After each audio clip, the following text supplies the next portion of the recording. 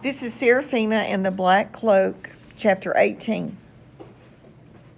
Serafina whirled around, ready to fight. Braden, darling, what are you doing out here? It's time to come in now, Miss Vanderbilt called as she walked toward him. Serafina breathed a sigh of relief, then darted into the bushes, leaving Braden standing there alone.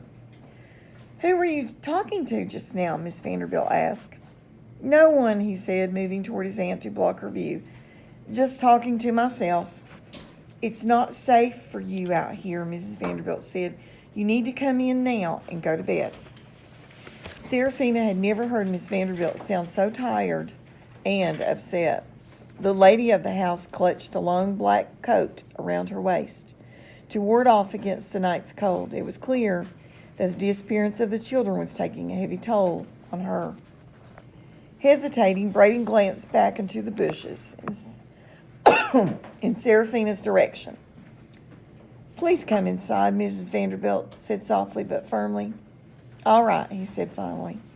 Serafina could tell that he didn't want to go, but he didn't want to upset his aunt any more than she already was. Mrs. Vanderbilt put her arm around him, and they began walking back toward the house.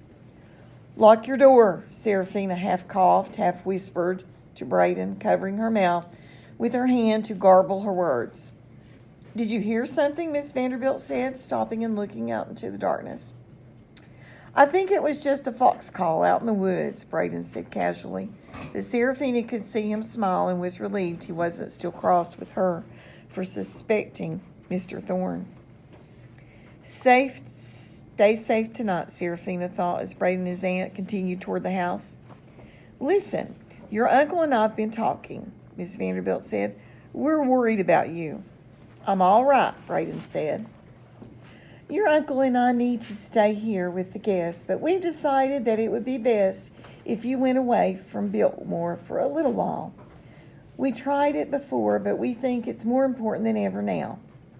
I don't want to go away, Braden said, and Serafina knew he was thinking of her. Just until things settle down and the detectives figure out what's going on, Mrs. Vanderbilt said, her voice getting progressively harder to hear as they went back into the house. It'll be safer. All right, he said, I understand.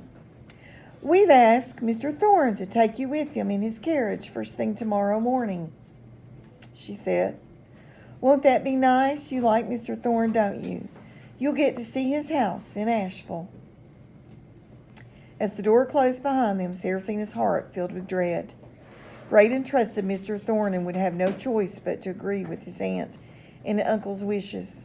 The man in the black cloak would finally get what he wanted.